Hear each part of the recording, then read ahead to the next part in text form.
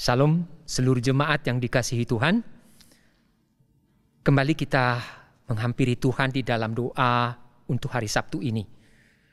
Mari kita siapkan hati kita dengan memulainya satu pujian. Tuhan kasih-Mu ajaib. PPK 124.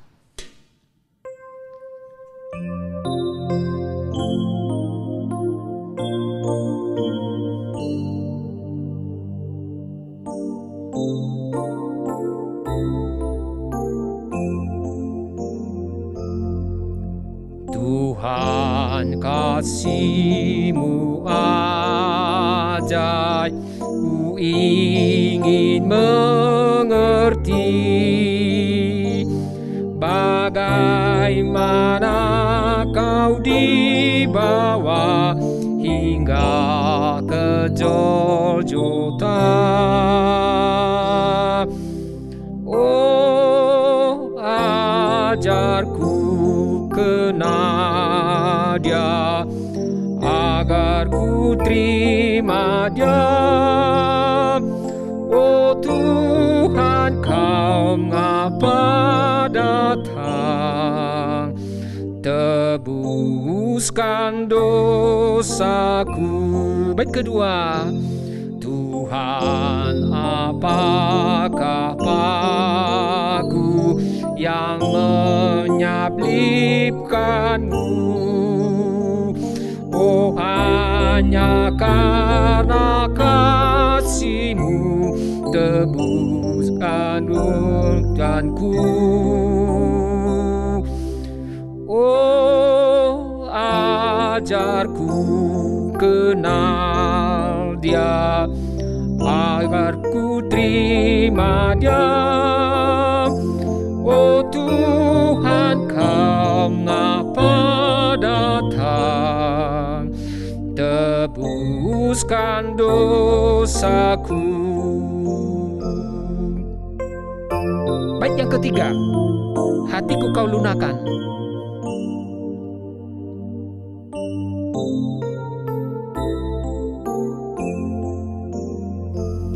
Hatiku Kau lunakan hingga hancur luluh. Patutlah ku puji di Kau, Tuhan dan Rajaku. Oh, ajarku kenal Dia, agar ku terima Dia. Oh Tuhan, Kau mengapa datang, tebuskan dosaku. Mari kita berdoa. Bapa Surgawi, terima kasih untuk hari ini Engkau kembali kumpulkan kami untuk datang menghampiri Engkau. Karena kasih-Mu ya Tuhan, Engkau telah menyelamatkan kami. Karena kasih-Mu juga boleh kami berani menghampiri Engkau yang kudus itu. Layakan dan kuduskan kami, sehingga kami boleh berkenan di hadapan-Mu, berdoa, memuji nama-Mu, dan mendengar firman. Pimpin rangkaian ibadah doa ini dari awal sampai akhir. Kami rindu Engkau yang ditinggikan ya Tuhan. Dalam nama Yesus kami berdoa. Amin. Bapak Ibu, mari kita mendasari persekutuan doa kita pada saat ini dengan satu bagian firman Tuhan yang saya ambil dari kitab Wahyu pasal 2 ayat 1 sampai 6. Kitab Wahyu pasal 2 ayat 1 sampai 6. Saya bacakan buat kita secara pelan-pelan. Demikian, tuliskanlah kepada malaikat jemaat di Efesus. Inilah firman dari Dia yang memegang ketujuh bintang itu di tangan kanannya dan berjalan di antara ketujuh kaki dian emas itu. Aku tahu segala pekerjaanmu, baik jerih payahmu maupun ketekunanmu. Aku tahu bahwa engkau tidak dapat sabar terhadap orang-orang jahat. bahwa engkau telah mencobai mereka yang menyebut dirinya rasul, tetapi yang sebenarnya tidak demikian, bahwa engkau telah mendapati mereka pendusta. Dan engkau tetap sabar dan menderita oleh karena namaku, dan engkau tidak mengenal lelah. Namun demikian aku mencela engkau, karena engkau telah meninggalkan kasihmu yang semula. Sebab itu ingatlah betapa dalamnya engkau telah jatuh. Bertobatlah dan lakukanlah lagi apa yang semula engkau lakukan. Jika tidak demikian, aku akan datang kepadamu dan aku akan mengambil kaki dianmu dari tempatnya jika engkau tidak bertobat. Tetapi ini yang ada padamu, yaitu engkau membenci segala perbuatan pengikut-pengikut Nikolas yang juga kubenci. Demikian pembacaan firman Tuhan. Bapak Ibu, beberapa kali saya melihat anak-anak muda yang sedang berpacaran. Aduh, kadang-kadang kita dibikin iri ya. Mereka begitu mesra. Apalagi kalau boncengan. Wah, begitu dekat. Seolah-olah kita teringat satu lagu. Kemesraan ini janganlah cepat berlalu. Wah, gitu ya. Begitu sekali romantis. Ada juga satu pasang beberapa waktu lalu setelah latihan, pasangan yang masih muda. Mungkin menikah setelah menikah sudah 5 tahun. Lalu waktu pulang, karena macet jalan, mereka bawa sepeda motor. Nah, karena mereka pulang, mereka naik sepeda motor. Lalu saya guyonin, yang cewek itu pegang perut suaminya. Biar hangat. Biar ingat masa lalu waktu pacaran. Ternyata mereka mesam-mesam. Dan mungkin malu-malu untuk sang istri meluk perut suaminya. Bapak Ibu, itulah yang hal-hal mungkin kita lihat di dalam anak-anak muda yang masih pacaran. Waktu pacaran, waktu hati masih berbunga-bunga, begitu mesra, begitu rindu untuk bertemu. Tapi setelah menikah, mungkin 2, 3, 4 tahun, 5 tahun, kebanyakan kemesraan itu hilang. Jarak antara yang satu dengan yang lain seolah-olah longgar. Kenapa demikian? Kenapa kemesraan itu seolah-olah hilang? Kedekatan, kehangatan itu seperti tidak ada lagi. Ada kemungkinan melalui survei. Cinta yang mula-mula sudah mulai pudar. Bahkan ada yang sudah hilang. Kenapa? Beberapa sebab. Misalnya pertengkaran demi pertengkaran. Apalagi misalnya awal pernikahan setelah 2, 3, 4, 5 tahun sudah punya anak 1, 2. Itu membawa pergumulan tersendiri. Biasanya suami istri dalam masa itu sering bertengkar, sering terjadi gesekan. Sehingga cinta itu mulai pudar, mulai goyah. Saya rasa bagi kita yang sudah menikah, kalau kita misalnya dipertanyakan sekarang, apakah masih ada kemesraan yang mula-mula waktu pacaran? Bagaimana jawabannya? Yang jelas kemungkinan cinta yang mula-mula itu sudah mulai pudar. Apakah seperti masalah tadi yang saya katakan? Atau terlalu banyak kesibukan? Banyak tekanan-tekanan, ekonomi, dan lain-lain yang membuat cinta itu pudar. Cinta yang mula-mula sepertinya kehilangan. Bapak Ibu, hubungan kita dengan Tuhan yang diilustrasikan, dia mempelai laki-laki dan kita mempelai perempuan, mengalami hal yang sama. Kebanyakan orang Kristen, cinta mula-mulanya sudah mulai pudar. Kalau pada awal ketika jatuh cinta kepada Tuhan, begitu bersemangat, begitu intim dengan Tuhan. Waktu berdoa, kadang-kadang menangis, keluar air mata. Karena begitu dekat hubungan dengan Tuhan. Kalau pelayanan, waduh, kadang-kadang menggebu-gebu. Kadang-kadang ke gereja itu banyak waktu yang dia sediakan.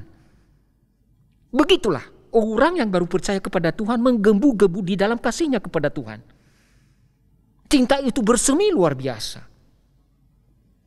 Sehingga Tuhan itu segala-galanya. Apakah itu salah? Tidak. Tapi seiring dengan waktu mengikut Tuhan, jelas ada pergumulan-pergumulan. Juga di dalam pelayanan, terjadi gesekan-gesekan. Terjadi hal-hal yang membuat hati kita sakit. Nah, di situ sudah mulai cinta yang mula-mula mengalami kepudaran. Apalagi kalau pergumulan hidup itu begitu berat, bertubi-tubi, membuat cinta kita kepada Tuhan mulai lengkang, mengering. Kadang-kadang wujudnya pelayanan kita tidak ada antusias. Kita persiapkan kayak asal-asalan. Tidak ada hati yang menggebu-gebu. Nah, itu pertanda sangat mungkin cinta mula-mula kita kepada Tuhan sudah mulai pudar. Tapi cintanya Tuhan tidak pernah berubah. Itu perlu kita ketahui. Nah, Bapak Ibu, itu juga yang dialami oleh orang-orang di mana surat ini ditulis tadi. Dikatakan di sana, tuliskanlah kepada malaikat jemaat di Efesus. Nah, ini jemaat di Efesus.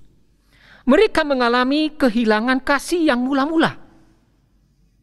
Sehingga Tuhan mencela mereka. Menegur mereka. Ini teguran keras. Mencela artinya seolah-olah Tuhan berkata, aku menentang engkau. Aku menjadi musuhmu.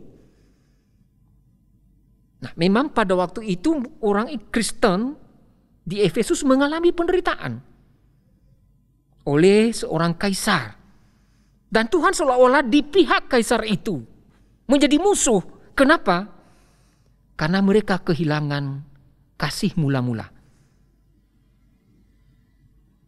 Mereka menjadi suam-suam ukuku di dalam menjalani kehidupan iman mereka. Termasuk pelayanan. Bapak Ibu, orang yang kehilangan kasih mula-mula, ciri-cirinya adalah tujuan hidup dan pelayanannya bukan Tuhan lagi. Tujuan hidupnya, pelayanannya bukan diarahkan kepada Tuhan, tapi kepada diri sendiri. Itulah sebabnya di bagian firman Tuhan yang diungkapkan tadi, dikatakan di sana, aku tahu segala pekerjaanmu, baik jerih payahmu maupun ketekunanmu. Aku tahu bahwa engkau tidak sabar terhadap orang-orang yang jahat, bahwa engkau telah mencobai mereka yang menyebut dirinya rasul, tetapi yang sebenarnya tidak demikian, bahwa engkau telah mendapati mereka pendusta. Dan engkau sabar dan demikian. Namun demikian aku mencela engkau karena engkau telah meninggalkan kasihmu yang mula-mula.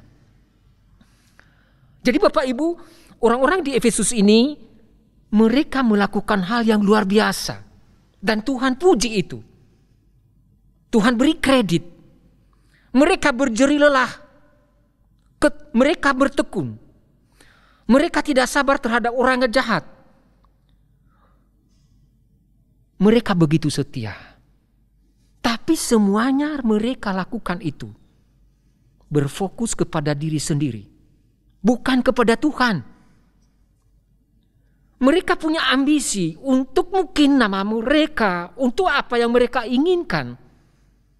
Jadi motivasi pelayanan mereka, motivasi kehidupan mereka mengikut Tuhan, bukan untuk Tuhan, tapi untuk diri mereka sendiri.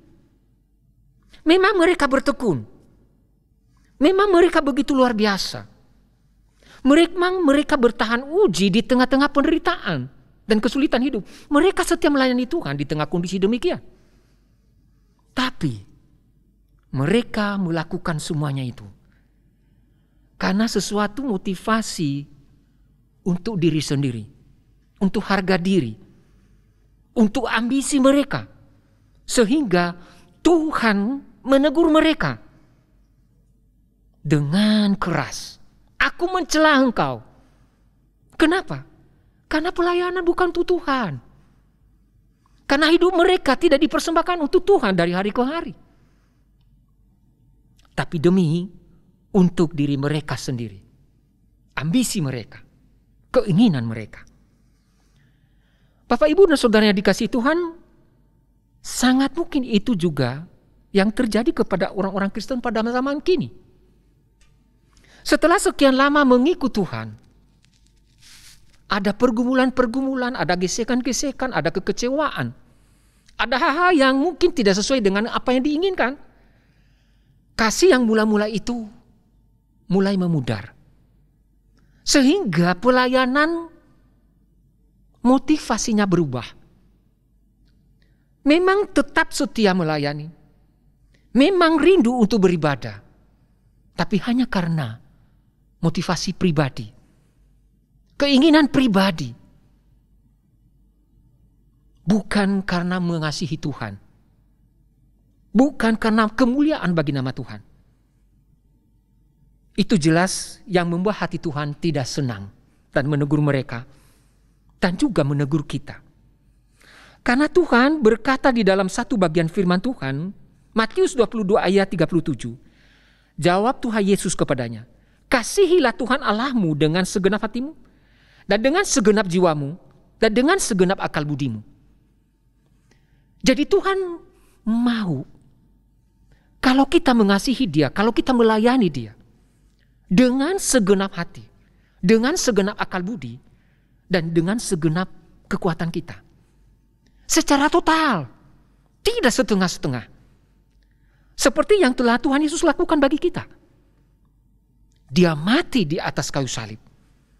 Dan perhatikan di dalam proses menuju kematian itu. Waktu dia ditangkap. Dia diadili, dia dianiaya. Dia berserah kepada Tuhan. Dan kata-kata di atas kayu salib dia berkata, Bapa, ke dalam tanganmu kuserahkan nyawaku. Dia rela mati. Demi kasihnya kepada kita. Totalitas. Nah, Tuhan telah lebih dahulu mengasihi kita. Dan Dia mau juga kita mengasihi Dia secara total demikian. Jadi Bapak Ibu, orang yang kehilangan kasih mula-mula, tujuan, motivasi kehidupan dan pelayanannya bukan Tuhan, tapi diri sendiri. Tuhan ingatkan kita, Tuhan tidak mau demikian. Dan Dia mau kita, kasihilah Tuhan Allahmu dengan segenap hatimu, dengan segenap kekuatanmu, dengan segenap jiwamu. Saya ingat dulu, mulai dari SD, jatuh cinta kepada Tuhan. Ada komitmen melayani Dia. Ditunjukkan sebelum sekolah minggu mulai, saya menyapu gereja dan menyerahkan diri menjadi hamba Tuhan nanti, kalau Tuhan izinkan. Tapi seiring dengan waktu ketika saya masuk remaja, saya hilang dari gereja. Nah, kebetulan juga di gereja tidak ada komisi remaja. Hari Minggu saya bermain sepak bola, bermain voli. Itu sekian tahun. Sampai seolah-olah seperti saya hilang. Tapi syukur kepada Tuhan. Waktu SMA kelas 3, Tuhan rangkul kembali.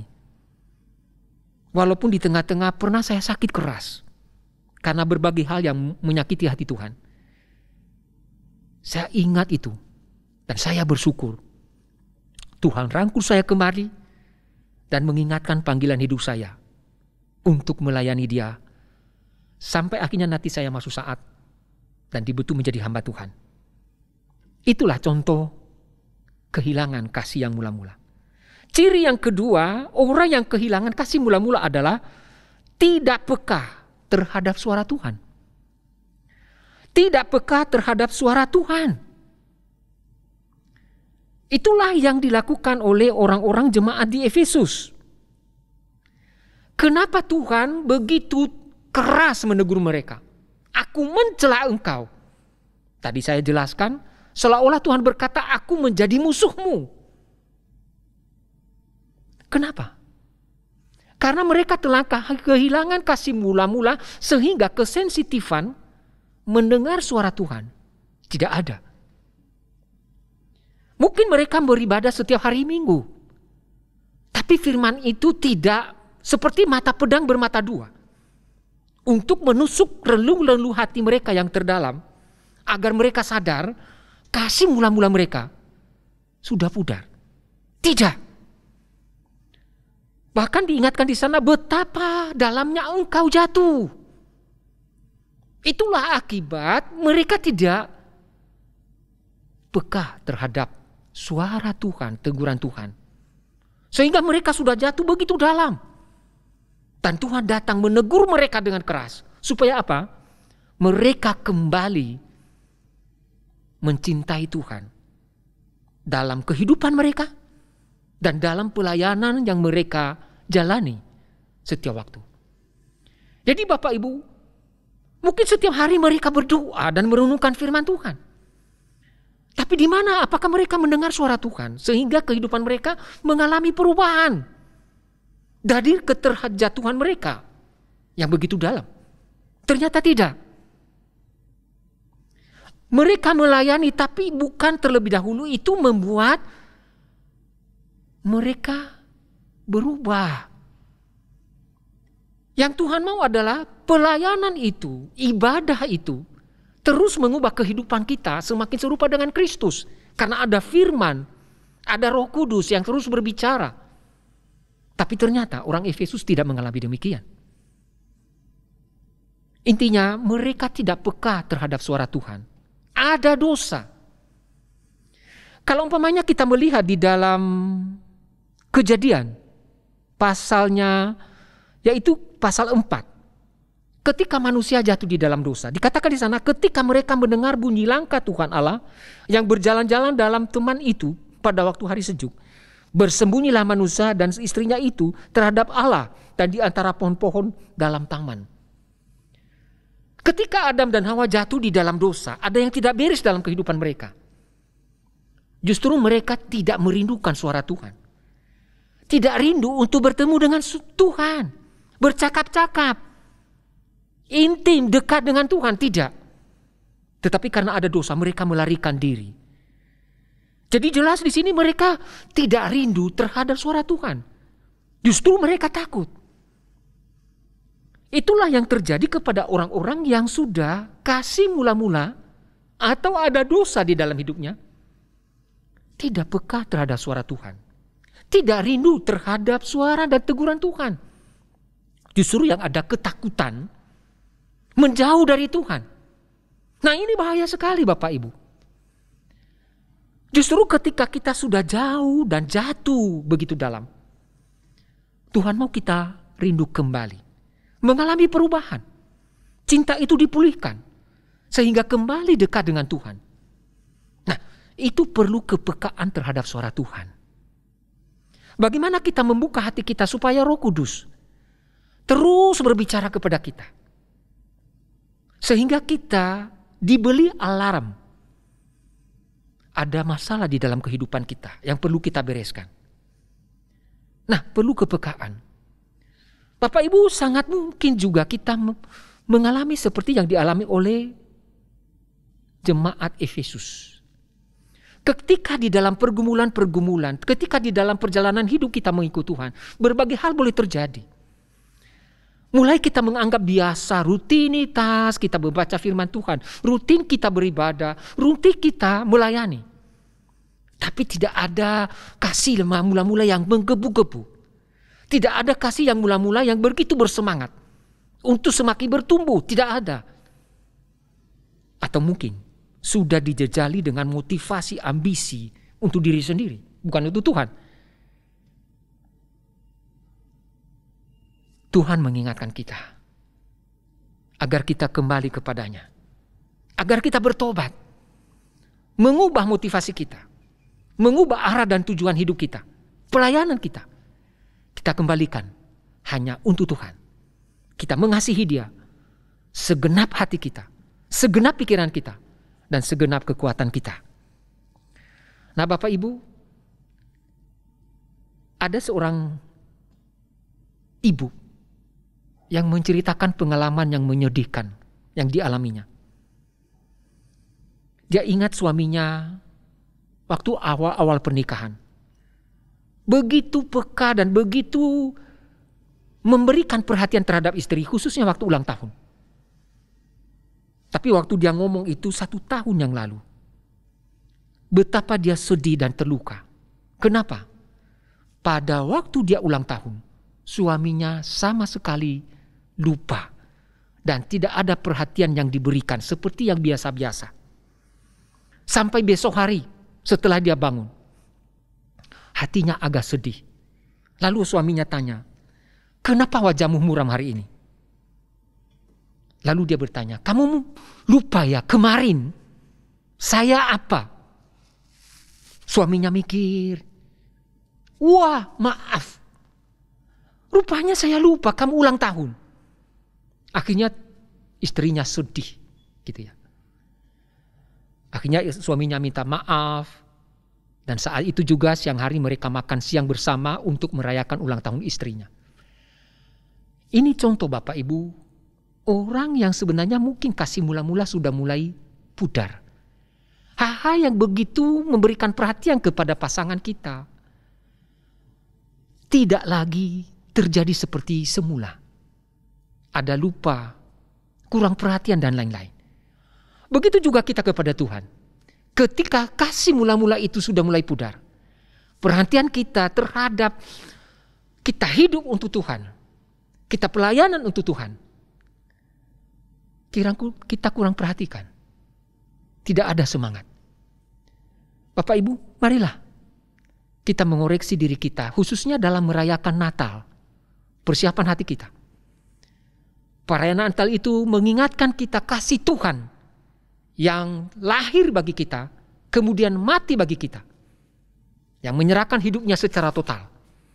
Dan dia rindu kita mengasihi dia dengan segenap hati, dengan segenap akal budi kita. Yang kita wujudkan melalui kehidupan kita, hari lepas hari kita persembahkan kepadanya. Pelayanan kita hanya untuk dia. Kiranya Tuhan menolong kita di dalam menjalani hidup ini, melayani dia, dan mempersiapkan hati kita merayakan Natal. Mari kita meresponi firman Tuhan dengan satu pujian, "Yesus Ku Cintamu", PPK 128.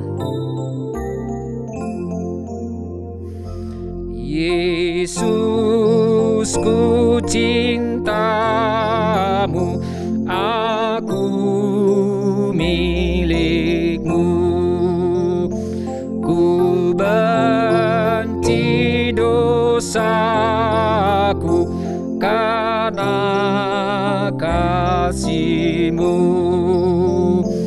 Engkau juru selamat dan penebusku. Aku mau lebih cinta padamu. Bait kedua, ku cinta karena Engkau cinta dulu. Dosaku tertebus dengan darah-Mu. Duri Kau kenakan karena dosaku. Aku mau lebih cinta padamu. Bait ketiga, hidup atau mati, aku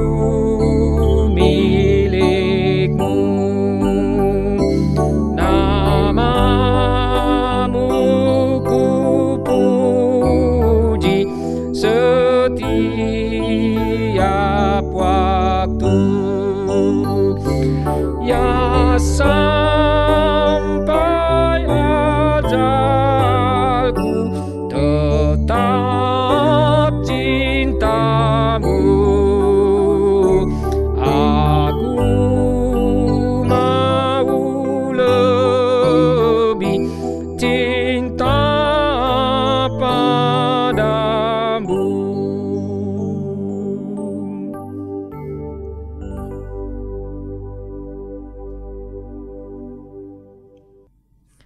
Mari kita berdoa untuk firman Tuhan yang telah disampaikan ini. Bapa, terima kasih untuk firman-Mu yang kembali mengingatkan kami untuk mengoreksi diri kami. Apakah kasih kami yang mula-mula masih tetap bersemi, masih tetap menggebu-gebu untuk melayani Engkau? Kalau sudah pudar, ampuni kami ya Tuhan. Dan Engkau memperbaharui kasih itu, sehingga boleh memuliakan nama-Mu. Berkati kami semuanya.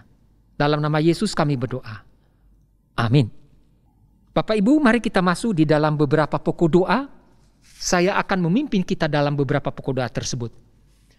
Pertama-tama mari kita berdoa bagi gereja kita di dalam mempersiapkan perayaan Natal. Kita berdoa bagi panitia yang telah terbentuk dan telah memulai menyiapkan acara-acara yang dilakukan. Kita berdoa agar mereka sehati sepikir, ada kerjasama yang baik, dan Tuhan tolong mereka mempersiapkan acara yang baik untuk kita nanti boleh merayakan Natal itu. Mari kita berdoa untuk hal ini. Bapa kami yang di surga, kami berdoa bagi gereja kami dalam mempersiapkan perayaan Natal. Kami berdoa bagi para panitia yang telah terbentuk. Tuhan tolong mereka. Engkau yang memimpin agar mereka melihat apa acara-acara yang perlu disusun di sana. Apa acara yang perlu dipersiapkan. Sehingga mereka memulai merancangkannya Tuhan. Kami berdoa juga bagi panitia ketika mereka rapat. Biarlah mereka sehati sepikir. Biarlah mereka memiliki semangat bersama untuk mempersiapkan acara-acara ini. Sehingga dapat terlaksana dengan baik pada waktunya. Kami berdoa juga bagi persiapan hati kami ya Tuhan. Biarlah kami mempersiapkan hati mengucap syukur. Karena kembali kami mengingat kasih-Mu yang begitu luar biasa. Engkau lahir untuk kami. Dan Engkau mati bagi kami. Berkatilah para panitia yang mempersiapkan acara Natal ini. Dalam nama Yesus kami berdoa. Amin. Pokok doa yang kedua, mari kita berdoa bagi jemaat-jemaat yang sakit. Misalnya beberapa waktu lalu Pak Setiawan sudah menjalani operasi. Kita berdoa pasca operasi biar dipulihkan. Kita berdoa juga bagi Ninuk dan suami serta anak mereka yang baru lahir. Tuhan tolong supaya ada pemulihan. Dan jemaat-jemaat yang lain kita ingat di dalam doa kita. Mari kita berdoa. Tuhan, kami berdoa juga bagi jemaat-jemaat yang sakit. Salah satunya Pak Setiawan. Engkau yang menolong pemulihannya pasca operasi ya Tuhan. Sekarang ada di rumah, Tuhan terus pulihkan dia. Berkati obat yang diminum. Begitu juga kami berdoa bagi Ninuk yang telah melahirkan melalui operasi sesar. Juga bayinya, Engkau pulihkan mereka. Engkau lindungi dan jagai dari virus, khususnya pandemi COVID ini. Jagai mereka.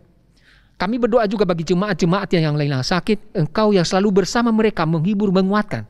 Dan kalau boleh, sembuhkan mereka ya Tuhan. Khususnya dalam mereka mempersiapkan diri juga merayakan Natal. Biarlah penyakit itu tidak menghalangi mereka bersukacita di hadapan-Mu. Berkati keluarga yang mendampingi. Dalam nama-Mu kami berdoa dan bersyukur. Amin.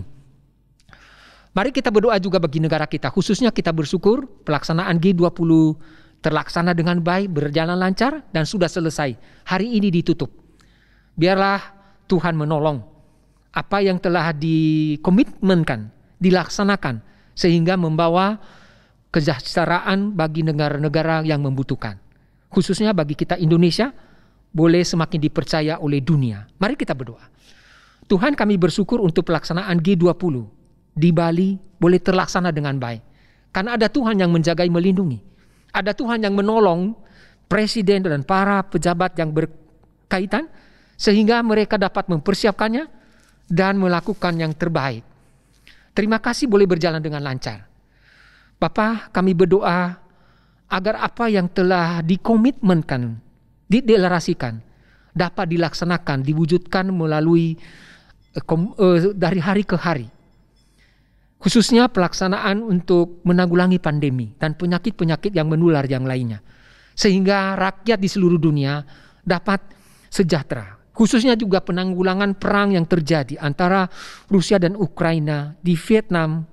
Biarlah itu dapat diselesaikan ya Tuhan. Terjadi kedamaian sehingga tidak mengganggu ekonomi di seluruh dunia. Berkati pelaksanaannya. Terima kasih Tuhan Yesus. Dalam nama-Mu kami berdoa. Amin. Bapa, kami menyerahkan hidup kami 1 minggu yang akan datang. Tuhan yang melindungi dan Tuhan menjagai kami. Kami berdoa juga bagi ibadah yang dilaksanakan hari Minggu atau ibadah-ibadah yang lain. Tuhan pimpin sehingga berjalan dengan baik.